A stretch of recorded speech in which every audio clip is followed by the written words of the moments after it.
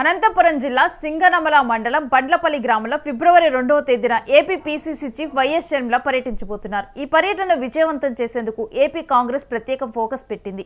2005లో మహాత్మా గాంధీ ఉపాధి హామీ పథకాన్ని నాటి యూపీఏ గవర్నమెంట్ ప్రారంభించింది. 20 ఏళ్ల తర్వాత ఇప్పుడు బీజేపీ ప్రభుత్వం ఈ పథకం పేరును మార్చడంతో పాటు ఆ పథకం యొక్క స్ఫూర్తికి తూట్లు పొడుస్తున్నారంటూ కాంగ్రెస్ మండిపడుతోంది. ఇక దీంతో పెద్ద ఎత్తున బండ్లపల్లిలో రైతులతో కలిసి నిరసన కార్యక్రమానికి కాంగ్రెస్ శ్రీకారం చుట్టింది. ఇందులో భాగంగా అనంతపురం జిల్లా కాంగ్రెస్ పార్టీ కార్యాలయంలో SC cell state general secretary Shankar, జిల్లా ఇన్ఛార్జ్ కోటా సత్యం ఆధ్వర్యంలో ప్రత్యేక సమావేశాన్ని ఏర్పాటు చేశారు. కేంద్రం తీరుపై మండిపడటంతో పాటు వైఎస్ షర్మిల పర్యటన వివరాలను వెల్లడించారు.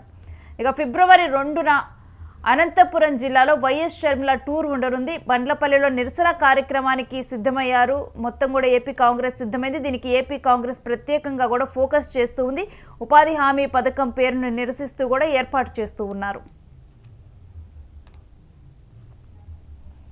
మా ఏపీసీసీ అధ్యక్షురాలు షర్మిలమ్మ గారు ఈ జిల్లాలో ప్రప్రథమంగా నాంది చేశారు. దాని బండ్లపల్లిలో ఒక కార్యక్రమం పెట్టడం అయింది. రచ్చబండ కార్యక్రమం అని శంకర్ గాంధీ గారు కూడా చెప్పారు. ఇంకా నేను చెప్పేది ఒకటే, మన కాంగ్రెస్ పార్టీకి ఇంత నరేంద్ర మోడీ గారు ప్రత్యేకించి ఈ బండ్లపల్లి అనే గ్రామంలో ఓపెన్ చేసి అక్కడ కూడా పనులు ఇవ్వకుండా ఇంత ద్రోహం చేయడము అది పద్ధతి కాదు. దాని మీద మేము మా పిసిసి అధ్యక్షురాలు సెంట్రల్లో రాహుల్ గాంధీ గారు కూడా మరి రాబోతున్నారు. ఈ కార్యక్రమాలు బేషరతుగా చేసి కాంగ్రెస్ పార్టీ వాళ్ళు మెడలుంచి ఈ పేరును గాంధీ మహాత్ముడు నిస్వార్థంగా ఏ పార్టీకి సంబంధించినోడు కాదైనా అటువంటి ఆయన పేరు కూడా తీసి మొదలు పెట్టినారంటే ఇంతకన్నా దుర్మార్గం ఉండదు. దాని మీద కాంగ్రెస్ పార్టీ పోరాడి మేము దాన్ని న్యాయం చేయగలమని మా కాంగ్రెస్ కార్యకర్తలు, నాయకులు, లీడర్లు రేపు కార్యక్రమానికి కూడా 2వ తారీఖు జయప్రదంగా చేయాలని మా జిల్లా నలుమూల నుంచి కూడా మా సోదరులు, ఇది ఎవరికి స్వార్థం లేదు దీంతో కాబట్టి అందరూ వచ్చి పాల్గొనాలని కోరుతున్నాం. సింగనమల నియోజకవర్గం బండ్లపల్లి గ్రామంలో ఒక రచ్చబండ కార్యక్రమం జరుగుతుంది. దానికి మా ప్రీతమ నాయకురాలు, ఆంధ్రప్రదేశ్ కాంగ్రెస్ కమిటీ రథసారథి వైఎస్ దివంగత నేత వైఎస్ రాజశేఖర రెడ్డి గారు తనయ వైఎస్ షర్మిలారెడ్డి గారు ముఖ్య అతిథిగా వస్తూ ఉన్నారు. ఉపాధి హామీ కూలీలతో ముఖాముఖి మాట్లాడి వాళ్ళ యొక్క సాధక బాధలు, కష్ట నష్టాలు తెలుసుకొని ఈ బీజేపీ ప్రభుత్వం నరేంద్ర మోడీ చేస్తున్నటువంటి దుర్మార్గాన్ని ప్రజలకి తెలియజేసి ఏదైతే ఉపాధి హామీ పథకం ఫిబ్రవరి 2వ తారీఖున 2006లో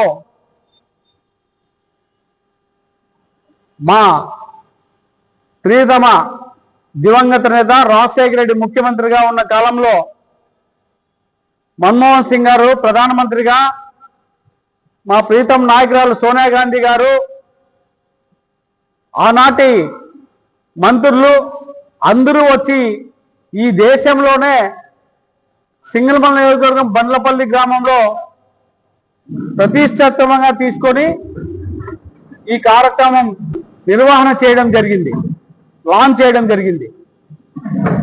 అందులో భాగంగా 10 ఏళ్ల తర్వాత రాహుల్ గాంధీ గారిని పిలిపించి మళ్ళా పెద్ద ఎత్తున ఈ కార్యక్రమం చేస్తున్నటువంటి కాంగ్రెస్ పార్టీ చేసినటువంటి ఏదైతే ఉపాధి హామీ పథకం ఉందో దాని గురించి ప్రజలకు వివరించడం జరిగింది.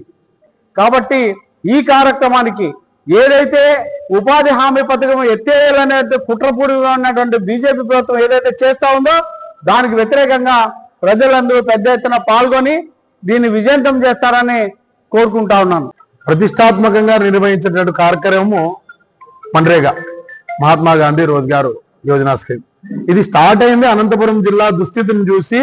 ఆ రోజు సోనియా గాంధీ గారు అనంతపురంలో జిల్లాలో వలసలు చూసి భిక్షాటనకు వచ్చినప్పుడు 2002, 2003లో ఆ టైంలో ఈ రాష్ట్రంలో ఈ అత్యంత వెనుకబడి ఉంది అనంతపురం జిల్లాలో ఇంతమంది వలసలు పోతున్నారే, దీనికి నివారణ ఎలా చేయాలని చెప్పేసి ఆ రోజు కార్యాచరణ చేసి అనంతపురం జిల్లా నుంచి మొట్టమొదటిసారిగా 2006 ఫిబ్రవరి 2వ తేదీన ప్రతిష్టాత్మకంగా ఈ కార్యక్రమాన్ని నిర్వహించడం జరిగింది.